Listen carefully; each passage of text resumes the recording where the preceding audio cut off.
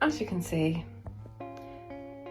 there is stuff everywhere, including seeds, a cricket joy, a mini heat thingy, mess everywhere. So I need to sort this out. Only I don't know if I have the energy to sort it out, so I might just kind of make it look tidy for this video, and we can all pretend my life isn't a complete and utter mess like my summer house. Hi everyone. I know it's been ages, but I've been really unwell. Okay, please don't come at me. If you want to know what I've been up to and see what I've crocheted, keep on watching.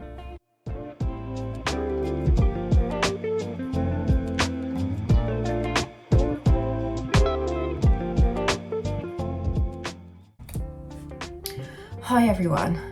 I know I'm a rubbish YouTuber. I haven't done a video for ages, but my life's been a bit of a roller coaster over the last 3 months, 4 months. I don't even know when I last did a video.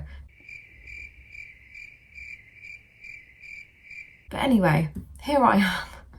I am planning to film 3 videos today. I'm doing how to use a pom-pom maker, crochet a baby hat, and some baby booties. I won't get all of them done today, but I'll probably get 2 out of the 3 done today. So hopefully they'll be up in the next few days, week. I'll do like 1 a week. Anyway, I hope everybody's well. I hope you're all safe. And I'm giving a big hug to anybody that needs it, because I sure know how you feel. So where have I been? I don't think I've done a video since before Christmas.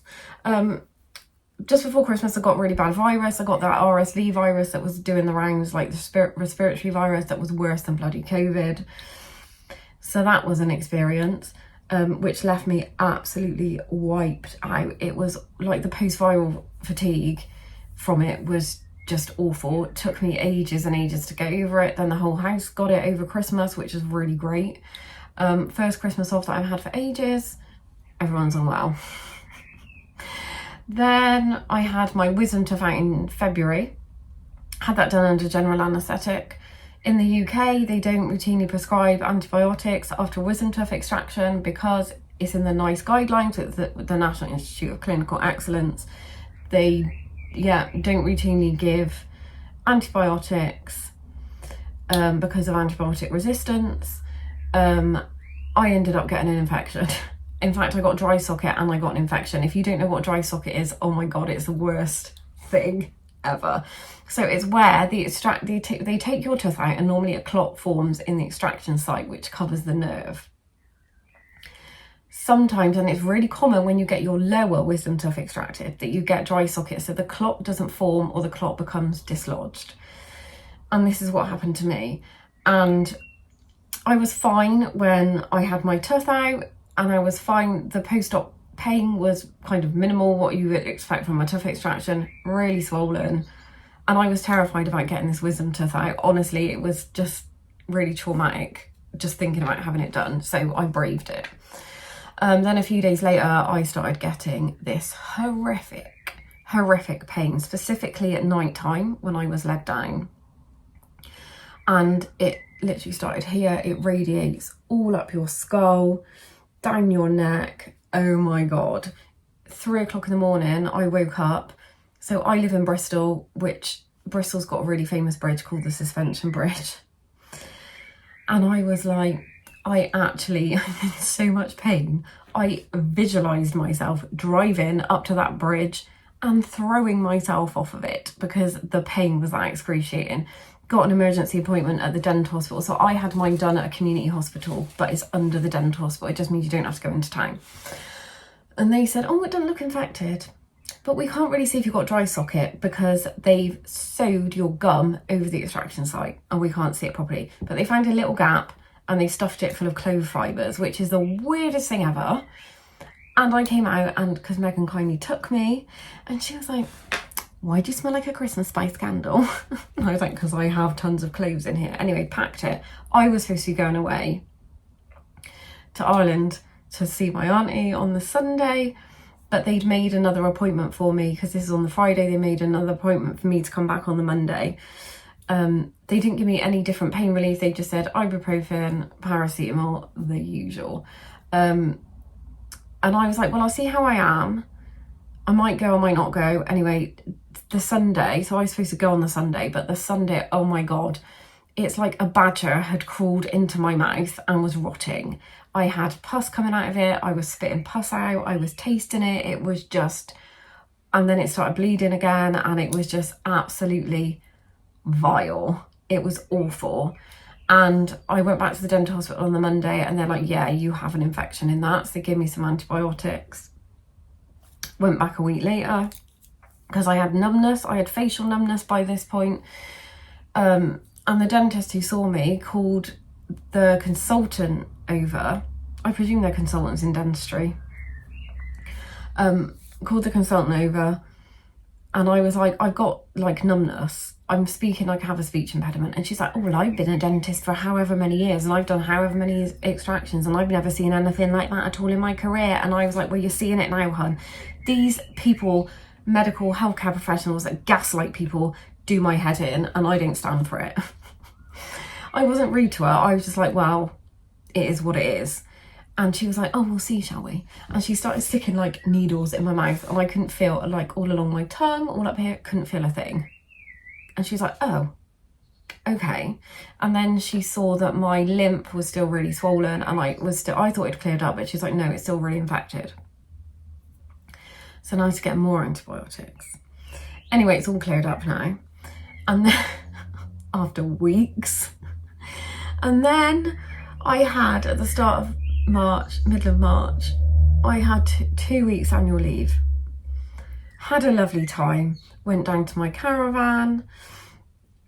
Beth, Megan and Lily, so my 2 daughters and my granddaughter, we all had a nice little girly time away.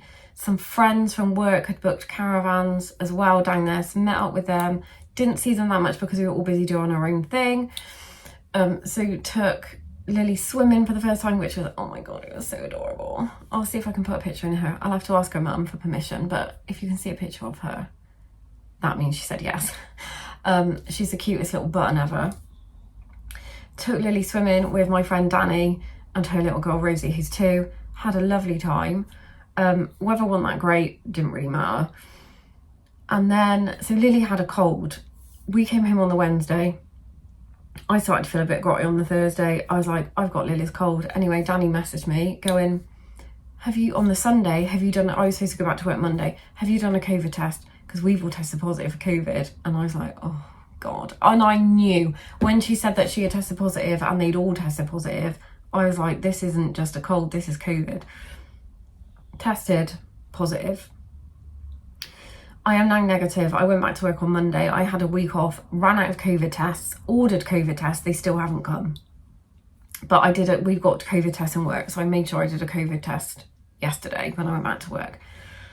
And then through all of this as well, my bowel things flared up really, really badly. So if you have chronic pain, I totally get it now. I really, really get it. I did not get how awful chronic pain is. I don't think you understand it until you experienced it. So I'm back on steroids. They did some bloods which showed I was really, really anemic. So I'm on ferrous, I want to say ferrous sulfate, but it's ferrous gluconate, which is just another type. And they've referred me back to the gastro team. So it's just been really stressful, and all this has really massively triggered my anxiety. I'm very open about my mental health. It's just been a massive struggle. Plus it's been winter, and it's just made me, but I'm feeling a lot better now mental health wise. Still get really bad days with like really bad anxiety where I kind of don't want to go out or do anything, but things are getting better, things are getting brighter. Whenever I feel like I've got really awful anxiety and I'm climbing the walls, I come out in my garden and I do some gardening stuff. If you want me to do a garden video of what I've started off, etc., let me know in the comments and I'll show you. I've got loads of stuff going in my greenhouse, starting off in my greenhouse. But it's really helped just going outside, just sticking my hands in some compost and planting stuff and sowing stuff has massively, massively helped my mental health.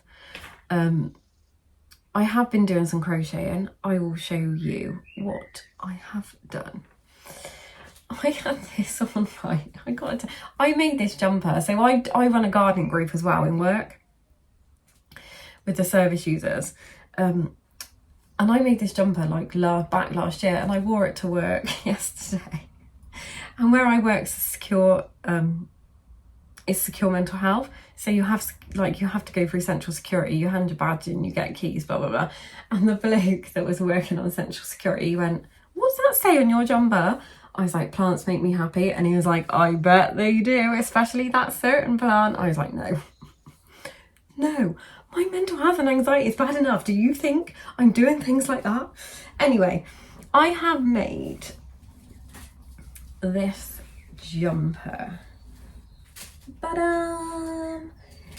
It makes me look like a Parma violet. If you don't know what a Parma violet is, I will insert a picture so you can see what Parma violets look like. They're sweets. I love them. It's like Marmite. You have a love-hate relationship with Parma violets. Personally, I love them. Anyway, I got given this wool yarn for Christmas. Somebody bought me a massive bag of this and a massive bag of this. It was Mariners. I think I showed it in a vlog before. Oh no, I vlogged it because I vlogged making this jumper. That's what I showed it in. Unfortunately, they don't make Mariners anymore. They went bust just after Christmas.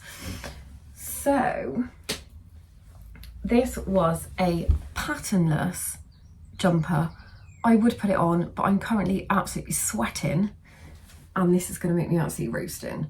So like I said, I vlogged it and I need to edit it and show like how I did it. So basically you just measure here to here, make 2 panels, join them, and then you work the sleeves in the round. And I wanted balloon sleeves on mine because I really like balloon sleeves. So this is my jumper that I have made. I'm sure I've made other stuff. Oh, I made Megan's friend a jumper, but she's got that now. I might have put a picture on my Instagram. I'll put a picture here if I can screenshot it. And I made some baby boots and a baby hat for Lily, but I'm going to show you how to do them in just a second. Obviously on another video. I'm going to make it for Beth's friend who's had she's had a little boy, so we're going with the I know it's a bit, whatchamacallit, blue for a boy, but it's what I had. So we're going for the blue DK style craft. So that is what I've been up to. I've got loads of videos that I need to make, and I'm planning to make, sorry the lighting here's a bit bad because it's backlit. And I'm going to be dropping my hours at work to 22.5 hours. I currently work 37.5, but it's just all too much and it's really stressful. So I work in forensic mental health. It's a really high risk, so I can't move my bum nose.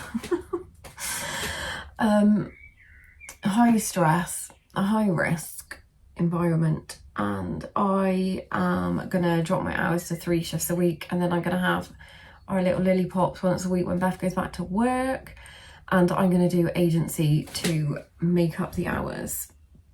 I'm going to the dark side. People don't come for me. I can just do like a couple of agency shifts a month, and that will top my money up to what it was before, which is absolutely crazy, especially some of the agency rates. So I signed up for 2 agencies. One is an umbrella company that has loads of agencies under them, and they have kind of like, once you apply to that umbrella organisation, you can work for any of the agencies. And the other one, top tip for all my nurses out there, and HCAs, I don't know if they're taking on healthcare assistants at the moment, Thornbury Nursing. Join Thornbury, although they haven't had a lot of shifts on there at the moment because I've had a look and they haven't got hardly any shifts. Thornbury are mega bucks. If you could just do 1 shift a week on Thornbury and live off that. Anyway, I'm going to leave it at that. That was a complete ramble. If you survived to the end, congratulations. Yeah, and I'm going to get on with making these videos for you, and hopefully they will be up soon. Take care, happy crocheting, and lots of love.